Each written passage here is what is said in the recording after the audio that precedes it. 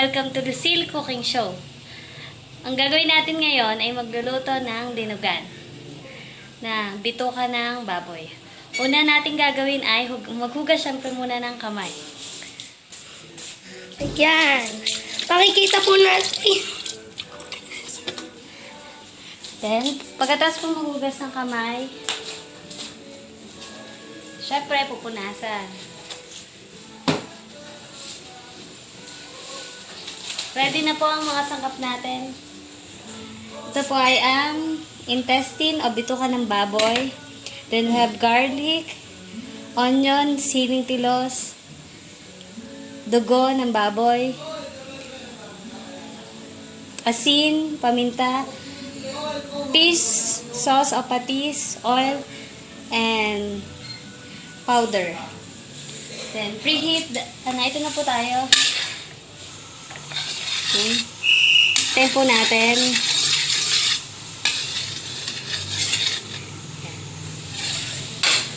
Una po, ilagay natin ng oil.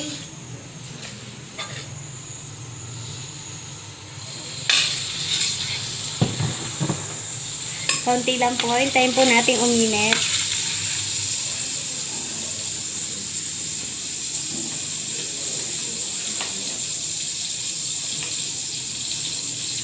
Habang hinihintay po natin uminit, ready na po natin ang onion and garlic.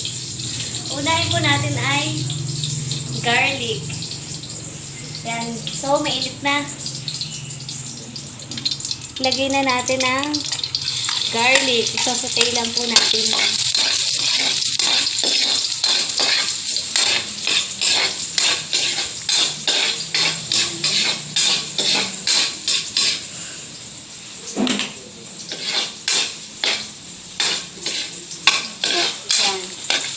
Hintayin po nating mag-brown ang garlic. Ayan, medyo na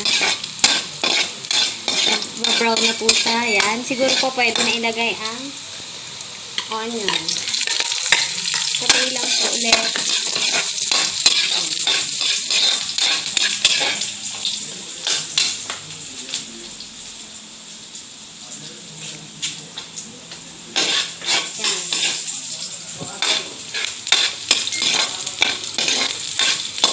Then after this, ilagay na po natin ang intestine o bituka ng baboy.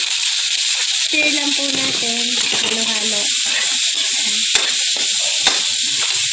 Make it low yung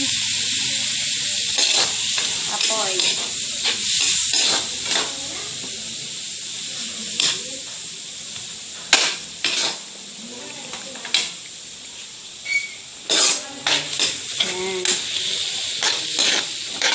Halo-halo lang po.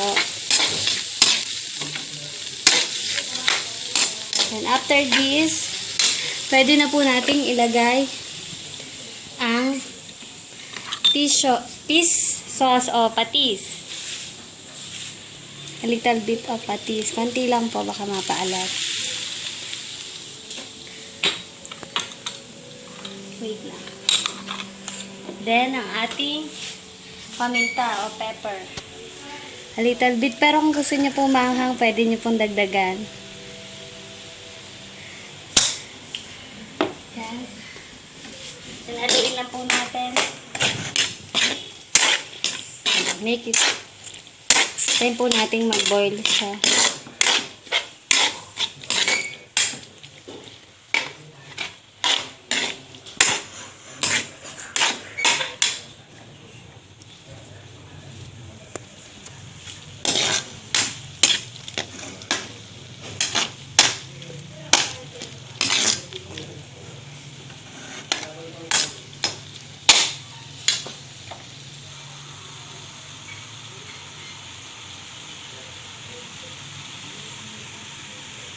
Yan, pwede na. Then, sunod po natin ang asin. A little bit of salt, then the powder.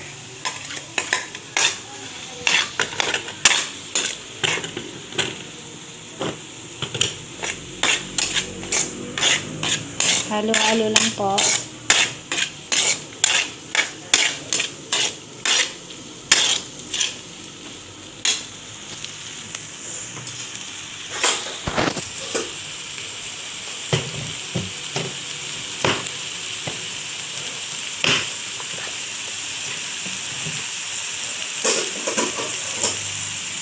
Ayan.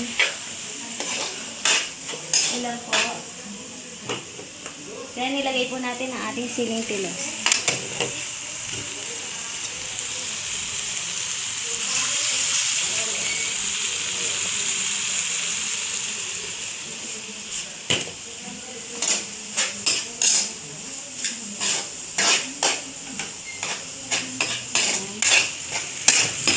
As you can see, yung pong bituka ng baboy natin, napakaluan na po natin siya, kaya hindi na po kayo mangangamba na matigas pa siya. Malambot na din.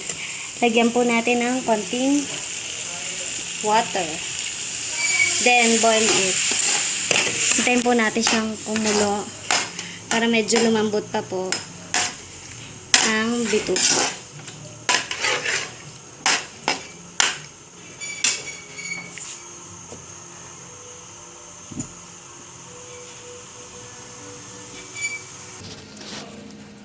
Yan. Yan. Ayan, medyo nakulo na pa, malambot na. Then, lagay natin ang vinegar. Pakuloy muna natin siya. Hindi dapat siyang haluin para umasim. Then, lang natin siya mag-boil. Then, a seconds.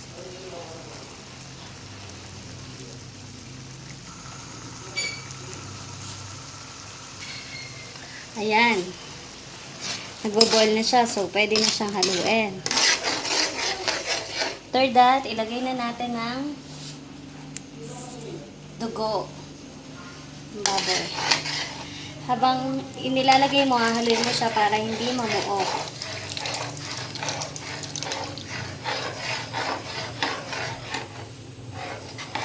Ayan siya.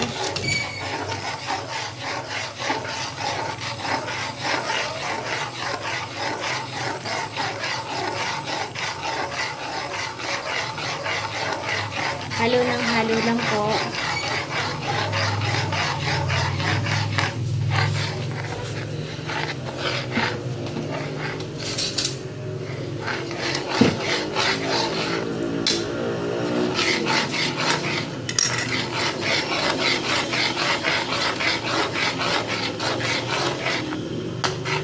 Nalagyan po natin ng konting seasoning para to taste.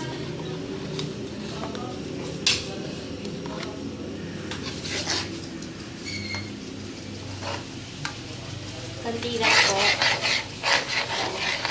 Halo lang po.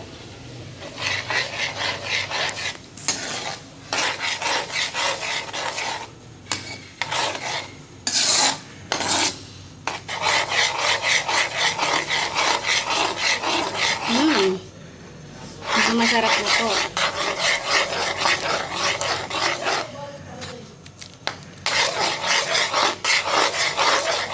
And I will taste it. Tikman na po natin.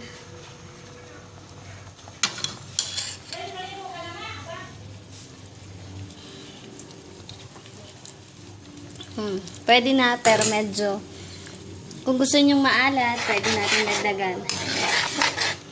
Pero para sa akin, dagdagan ko ng konting alat.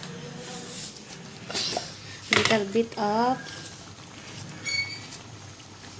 salt.